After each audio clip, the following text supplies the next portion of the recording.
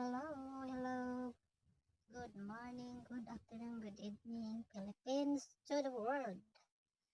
Ayan ang aking masipag at mabait na biyanan, si Mama Maria. Gagawa siya ng suman at siya'y magmikos-mikos dyan sa kinayod na niyog para pag-umpisa sa paggawa ng suman. Yan, imikos-mikos na yan. Ganyan ang paggawa ng suman. Mabusisi. 8 piraso na niyog yan na pinakayod namin. Yan, mikos-mikos na yan, Mama. Tiyusin ang pagmikos-mikos. Yan. Yan ang katang-gata. Yan ang unang gata. Yan, at gagawan niya yung pangalawa para maisalang na, at habang magsasalang sa kanyang gata para maging latik, pinapalambot pa yung bigas na malagkit. Kaya yan, habang nagmikos-mikos na yan, yung bigas na malagkit ay nakababad na sa tubig para tamang-tama pag naging latik na ang kanyang gata, malambot na ang bigas. Ayan. Ganyan kasi sa amin pag may handaan, hindi mawawala yung suman. Yan. Siya na lang ang magmikos-mikos dyan kasi hindi ko alam kung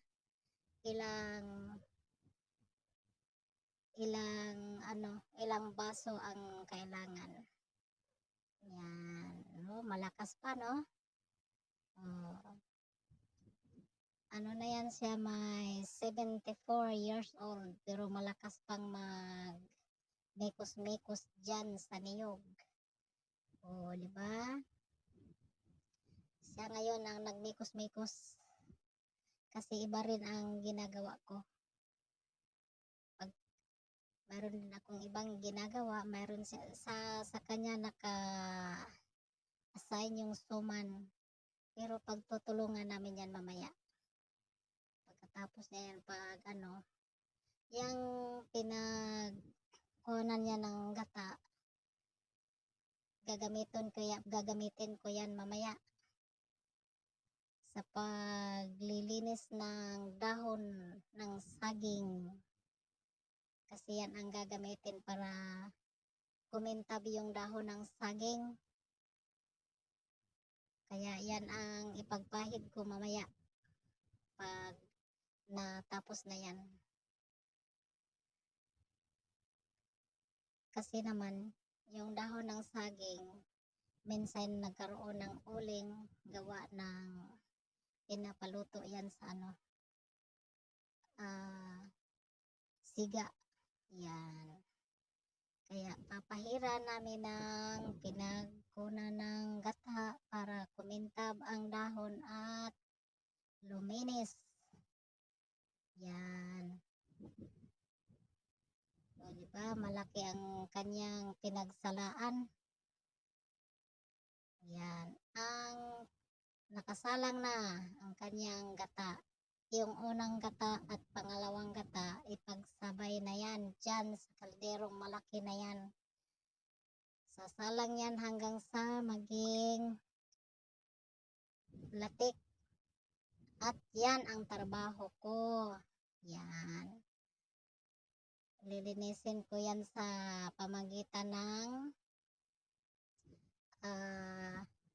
pinagtanggalan ng gata. Si Mama ang taga hiwa ng dahon at ako naman ang taga punas para kumintab ang dahon. Sa halip na basahan ang ipupunas mo, hindi na. Yan na ang ipagpunas para kumintab, sabay linis ang dahon. Ayan. Linis na yan. Mga ilang piraso yan. Tapos, pagkatapos niyan, habang kami habang ako ay nagpupunas dyan sa may dahon, pagkatapos niya na sabay naman maluto na yung gata na pinagsalang, pinabayaan lang namin doon yun sa may abuhan. Yan. Basta pag magsuman si mama, kami ang magpartner niyan palagi. Tuwing may handaan, ayan, kaming dalawa ang magpartner sa pagdating ng suman. Minsan marami kami dyan magtulungan ng pagbalot. Kasi pagkatapos niyan, babalutin na naman namin yung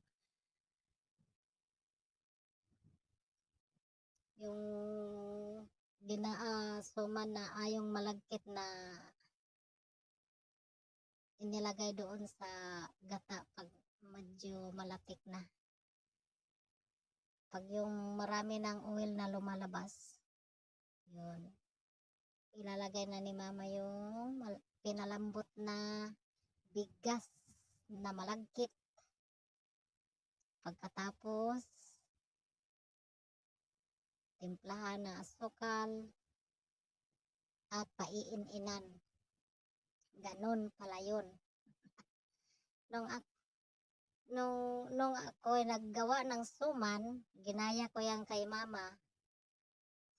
Nung ako'y dalaga pa, nagbibinta rin ako ng suman. Kaso, ginaya ko yung suman ni mama kasi gusto ko yung suman niya kasi makintab at saka yung mauwil.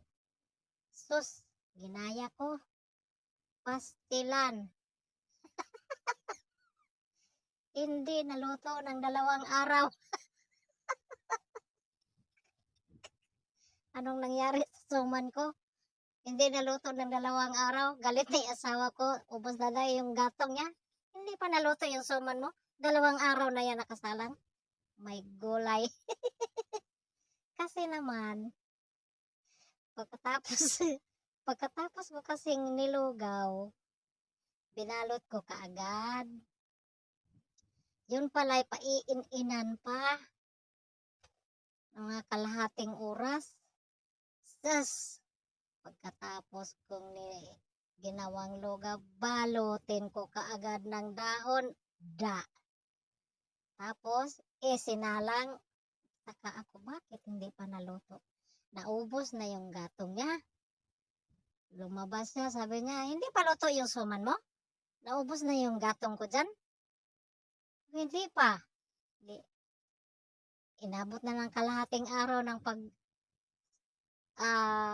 saing ko, nagkuha ako ng isa. Tinikman ko. Parang bigas pa rin.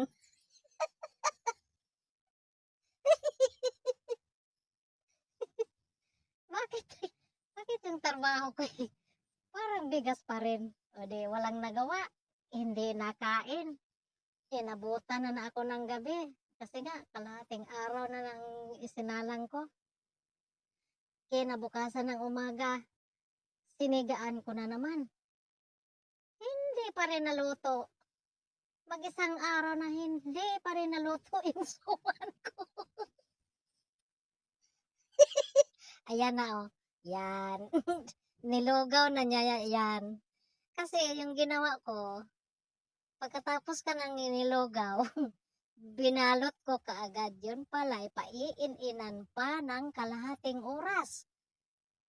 Kaya pala, hindi naluto. Mali ang gawa ko.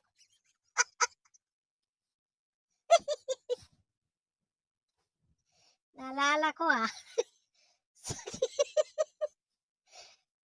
nakita niya yung mama niyang gumawa. Naalala niyang gawa ko. Sabi niya, "Hi sus, si Inday niya nagluto. 2 araw yung suman. Ubos yung gatong ko. Hindi pa rin luto."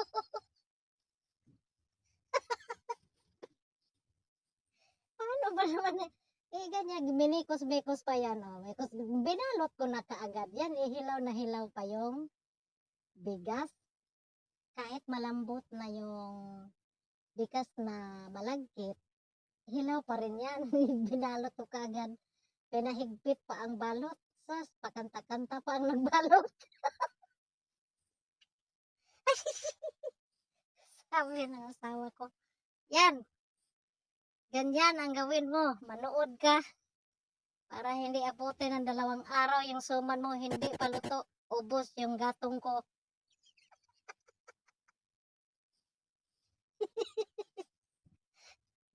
Ayan na, nagumpisa na kaming magbalot. Kasi nakain-in na yan ng mga kalahating oras. Tapos yan, binalot na namin. Kaya ako nakangiti dyan kasi ang pinag-usapan namin yan, yung suman ko nga ng 2 araw, hindi naluto. Tawa si mama eh. Kasi yung pinag-usapan namin yan, yung 2 araw hindi naluto.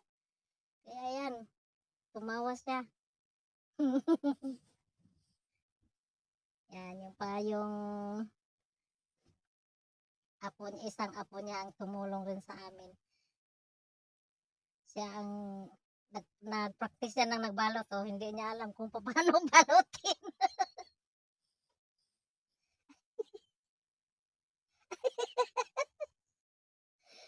Ay, nako. Hindi talaga malilimutan. Yan, yung isang bagong apo ko yan. Nakikisali rin. Ang gagawin niya dyan ay taga-tali kasi bawat 2 suman itatali para pag nailaga hindi mapasok ng tubig ang loob ng pinakasuman. Kaya ayan, siya ang taga-tali. Ako ang taga-balot, siya ang taga-tali. Yan, di ba? Nakikita nyo ang dahon makintab kasi ang pinaglinis ko yung sapal ng niyog. Yung pinagkuna ng gata. Tapos, yung tutong dyan ang aming pag-aagawan mamaya pagkatapos ng balutin. Pag yung natitira yung tutong na, kakainin na namin yan kasi naluluto na yung tutong. Kaya, pwede nang kainin. Yan. Shout out sa gumagawa ng suman ng 2 araw hindi naluluto. Si Mami okay ganda.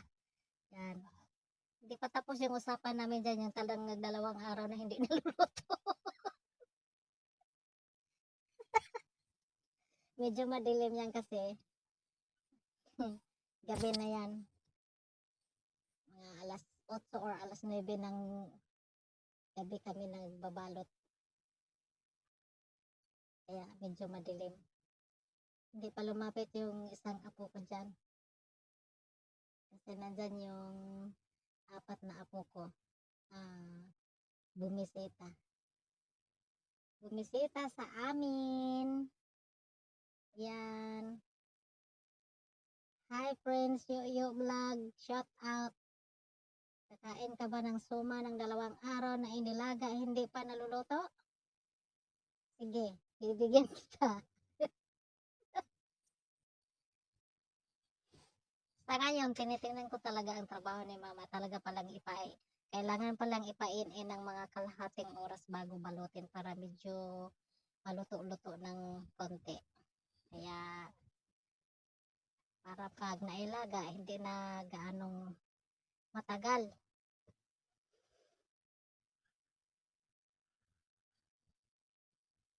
Masyadong mabusisi yung suman pag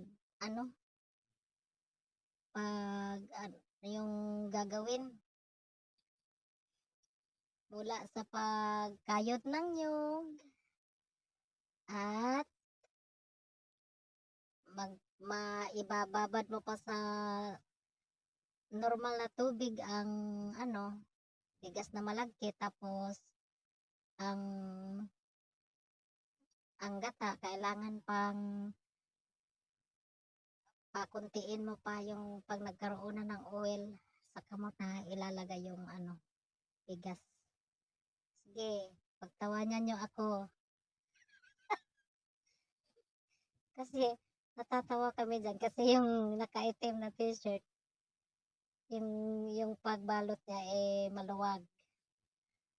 'Pag yung pagiling-giling naman niya sa dahon, sobra namang taas.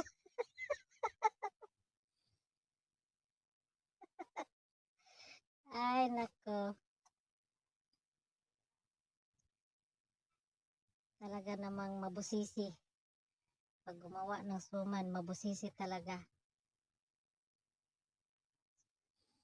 Kami lang diyan kasi yung mga kalalakihan nasa labas din naman, nagluluto sila ng kanilang mga karne-karne kasi nga piyesta. Kaya paiba-iba ang aming mga assignment. Nagsuman, yung iba nasa labas nagluluto. At ako naman pagkatapos ng magbalot, kinabukasan magtitimpla na naman ako ng aking lulutuin. Kaya ayan, tutulungan ko muna si mama sa kanyang suman at sabay pagmamasid para naman matuto talaga. Kasi yung suman ko kasi sa akin dati, pagkatapos ng yung hindi ko pa kasi masyadong patuyuin yung gata. Medyo marami pa kaya habang naglulugaw ako, naluluto na yung bigas. Kasi sa kanya, tawang-tawa. Tawang-tawa si mama, oh. Kasi nga, di pa tapos yung pinag-usapan namin yung suman na hindi naluluto.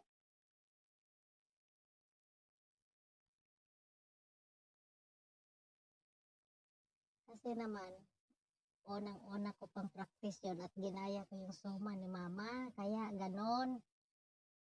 Saan ba tayo nag-aaral na matuto kaagad? O diba? Pero natatawa talaga ako sa sarili ko. Pinagbayabang ko pa yung suman ko. Pagkanta-kanta yung pala hindi naluto ng 2 araw. Ano ba yan?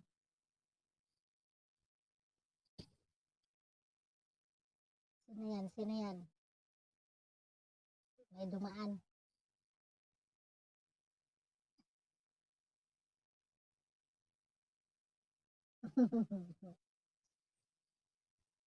Okay.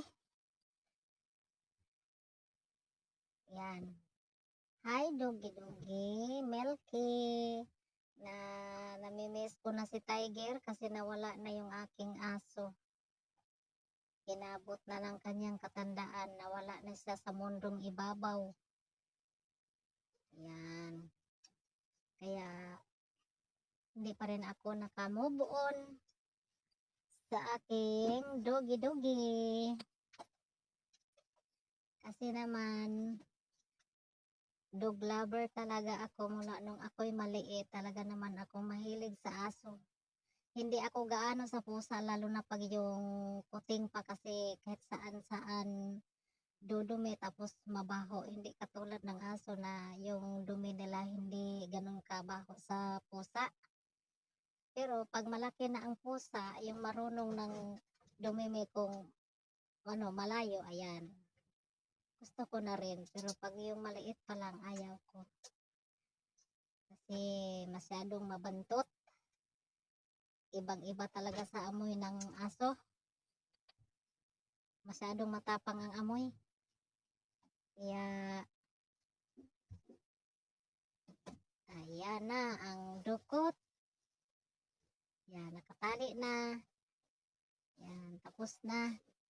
At ilalaga na naman yan. Oh, nag-aagawan na sa dukot. Ito namang aking apoy nagpakukyut. Si Marlin Me. Ang kanyang nickname is Kimi.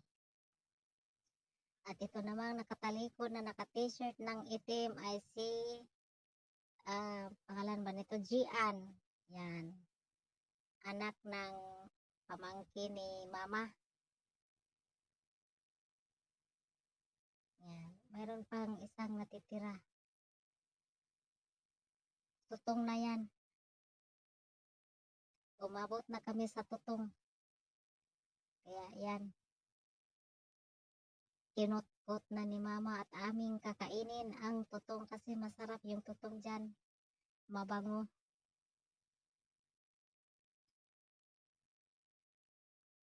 Yan. Meron pang isang pagtalian. Sa wakas, natapos na rin kaming yan, ang tutong. Tutong-tutungan. Tutong-tutungan. Yan. Yan ang isang pinakabunso kong apo. Kumain na ng tutong. Yan ang aming suman. Sana hindi aabuti ng 2 araw bago maluto. At yan. At kung bago lang kayo sa aking YouTube channel, Mami Okay Ganda, please like, share, and subscribe. At para naman dadami ang aking mga taga-subscribe. At shout out nga pala sa lahat ng sumusuporta sa akin. Maraming salamat po sa inyo.